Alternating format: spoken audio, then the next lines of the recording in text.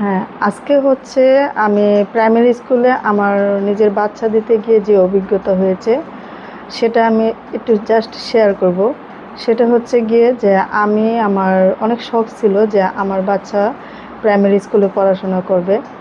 সেজন্য আমি ভালো আলহামদুলিল্লাহ আমি আল্লাহর রহমতে ভালো আছি। তারপরও অনেকের হয়তো অনেক কিছু মনে হয়েছে যে আমি প্রাইমারি স্কুলে কেন দিছি। প্রাইমারি স্কুলটা না আমার ব্যক্তিগতভাবে অনেক পছন্দ, মানে বিশেষ করে সরকারি স্কুলটা।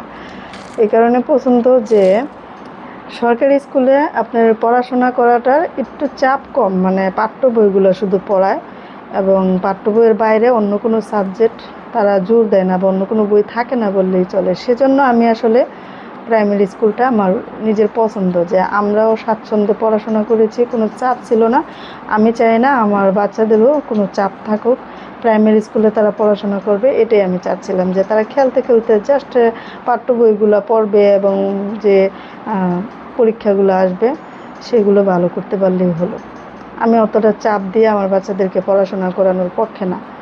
তো আল্লাহর রহমতে তারাও এটা ঠিক করলো যে হ্যাঁ, প্রাইমারি স্কুলে পড়বে। আমার হাজব্যান্ডকেও আমি রাজি করালাম। আর বিষয়টা কি, আমার ফ্যামিলিতে যারা ভালো আছে বর্তমানে, তারা কিন্তু প্রাইমারি স্কুল থেকেই পড়াশোনা করে ভালো আছে। যেমন আমার দুইটা ভাই, আপন বড় ভাই, সেও ঢাকা ভার্সিটির স্টুডেন্ট এবং বিসিএস ক্যাডার। আমার আমার ছোট বয়সে আমার একটা ছোট ভাই, সেও ঢাকা ভার্সিটির স্টুডেন্ট।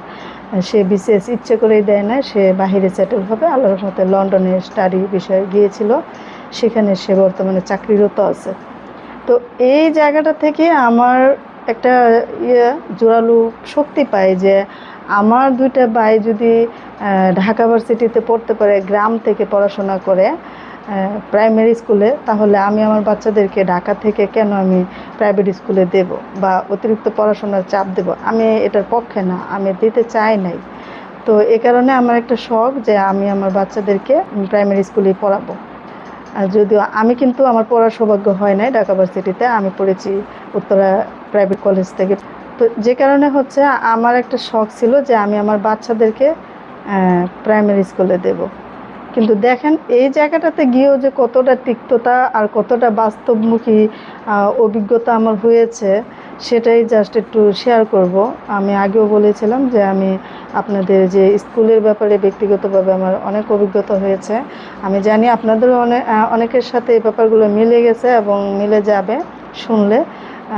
এরকম অনেকের সাথেই হয়তো এরকম তিক্ত অভিজ্ঞতা হয়েছে। আমি খুব ভক্তি করে প্রাইমারি স্কুলে নিয়ে গেলাম আমার দুইটা বেবিকে। মাশাআল্লাহ, তারা কিন্তু অনেক কিউট দেখতে এবং অনেকই সুন্দর। তাদের যখন আমি প্রথম ক্লাস 2তে দিয়েছিলাম, আমার মনে পড়ে আমি বাসাতেই পড়াশোনা করিয়ে ক্লাস 2তে সরাসরি তাদেরকে ভর্তি দিয়েছিলাম। তো দুইজন মেয়ে একসাথে আমি দিয়েছি। তো আমার মেয়েদেরকে আমি যখন নিয়ে প্রথম দিন ভর্তি করাতে গেলাম, তখনই আমি দেখলাম তাদের উল্টা রূপ। মানে আমি যে মন মানসিকতা নিয়ে গেলাম, সেখানে আমার সেই মন মানসিকতা অর্ধেক ভেঙে গেল। এই কারণে যে আমি গিয়ে দাঁড়িয়ে আছি, তারা একটাবারও মানে কেয়ার করতেছে না আমার মেয়েদেরকে ভর্তি নেওয়ার ব্যাপারে। একজন টিচার, মানে যখন টিচারদের রুমে গিয়ে আমি দাঁড়িয়ে আছি আমার বেবি দুইটাকে নিয়ে, অনেক টিচার যেখানে একসাথে বসে, হেডমাস্টার ছিল না, হেডমাস্টার আলাদা রুমে বসে। তো আমি প্রথমে তো বুঝি নেই, আমি ওনাদের রুমে গিয়েছিলাম বসার করে। সেখানে ওনারা বসে ইচ্ছা মতো কথা টথা বলতেছে বা তাদের কথাবার্তা, তাদের কাজকর্ম চলছে। আমি আমার বাচ্চাকে ভর্তির ব্যাপারে কথা বলছি, কোনো কেয়ার করলো না। মানে তাদের কোনো দেখলাম গুরুত্বই নেই। মানে তারা যে এটা একটা বাচ্চা ভর্তি নিতে হবে সে ব্যাপারে কোনো গুরুত্বই নেই। তারা বলছে যে একজন আরেকজনকে বলছে আপনি ভর্তি নেন, আরেকজন ঠেলা দিয়ে বলছে আমি পারবো না, আপনি ভর্তি নেন। মানে আমি এখানে একটা তাসের পুতুল, মানে আমি কিচ্ছু জানি না। আমি যে একটা এডুকেটেড পারসন, সেখানে আমি মনে হয় তাদের সামনে আমি দাঁড়িয়ে আছি একটা কাঠের পুতুল। মানে কোনো কিছুই তাদের কোনো দেখলাম না, সতর্কতা দেখলাম না বা কেয়ারফুল কোনো ব্যবহার আমি দেখলাম না। তো আমি জাস্ট দেখতেছি, কারণ কি আমি হচ্ছে গিয়ে কোথাও আপনার ফার্স্টে এক্সাইটেড হই না। মানে একবার দুইবার তিনবার চারবার পাঁচবার যখন হেয়ালিপনা পাই, আমি সেখানে একটু হলো প্রতিবাদ করি বা এক্সাইটেড হয়ে যাই, কেন এরকম করবে। তো সেদিন আমি নীরবই ছিলাম বা শান্ত ছিলাম, আমি দেখতেছিলাম তাদেরকে যে তারা কতটুকু করে বা কি করে। আসলে কিন্তু এই এই জায়গাটাতেই একটা জোরালো আমি নিতে পারতাম, পদক্ষেপ নিতে পারতাম যে কেন তারা এরকম করবে, কিন্তু আমি নেই নাই, কারণ আমার সেই জায়গাটা আছে, আল্লাহর মধ্যে সেই সোর্স আমার আসছে তাদেরকে একটা কোনো কিছু পদক্ষেপ নেওয়া তাদের বিরুদ্ধে, বা তাদের বিরুদ্ধে যদি অভিযোগ দাঁড়ানো করানো হয় সেই অভিযোগটা করা, আমার সেই জায়গাটা আল্লাহর মধ্যে জানাশোনা আছে।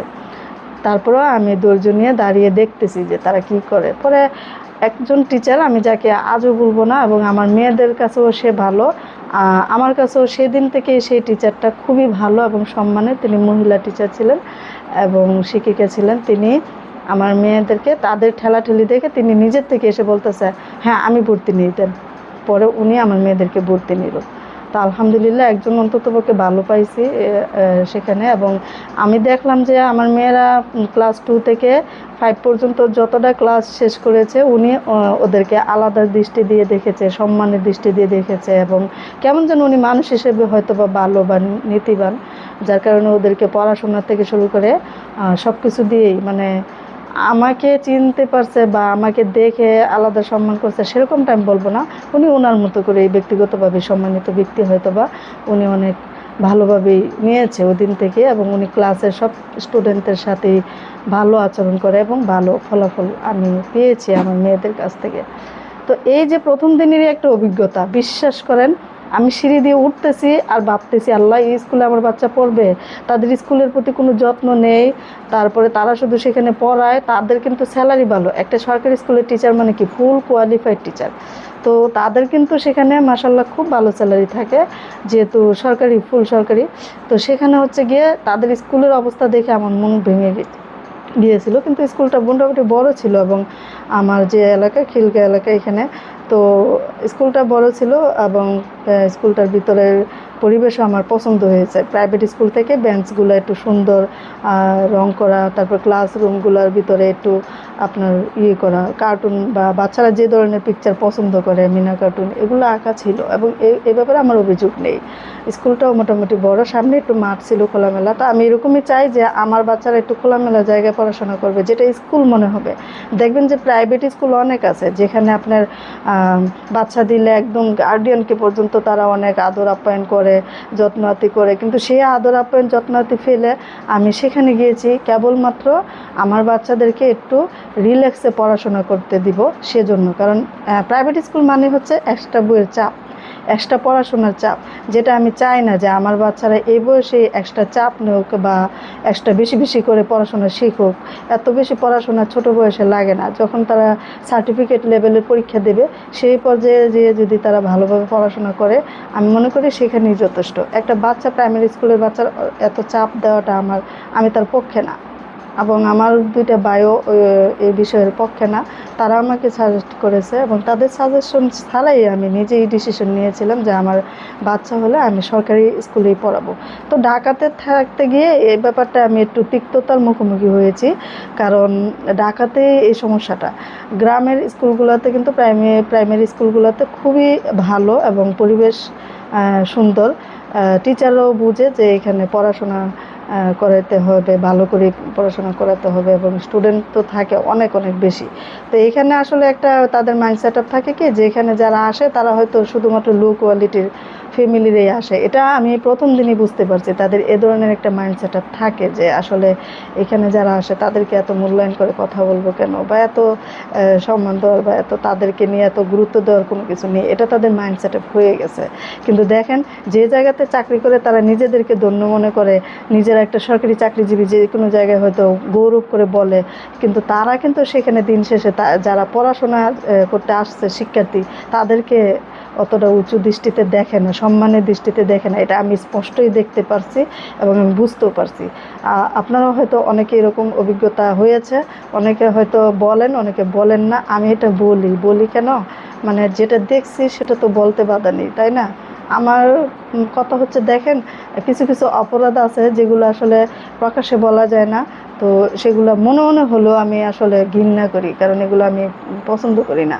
অপরাধ তো অপরাধী। একটা জায়গা থেকে আমি স্যালারি নেব, এতগুলো টাকা বেতন নেব মাস শেষে, সে জায়গায় আমার টাকাটা আমি হালাল করে নেব না। আমি যে প্রতিষ্ঠানে বসছি সেই প্রতিষ্ঠানের সামনের জায়গায় একটু পরিপাটি রাখবো না, অথবা আমার স্টুডেন্টের বাচ্চাদের গায়ের পোশাক আশাকের ব্যাপারে আমি সচেতন থাকবো না, এটা তো হতে পারে না। কিন্তু তাদের বেলা এটা না, তারা নিজেরা যথেষ্ট সাজসজ্জা বা পরিপাটি হয়ে আসে, কিন্তু ক্লাসে কে কতটুকু পরিপাটি হয়ে আসলো সেটার ব্যাপারে একটু মনোযোগটা তাদের কমই থাকে, আমি যেটা দেখেছি।